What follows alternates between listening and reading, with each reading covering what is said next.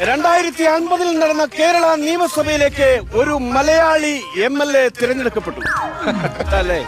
130 ബംഗാളി MLA-മാരുടെ ഇടയിലേക്കാണ് ഒറ്റ വോട്ടിന്റെ ഭൂരിപക്ഷത്തിൽ മലയാളി MLA ജിൻഡോ കടന്നു വരുന്നത്.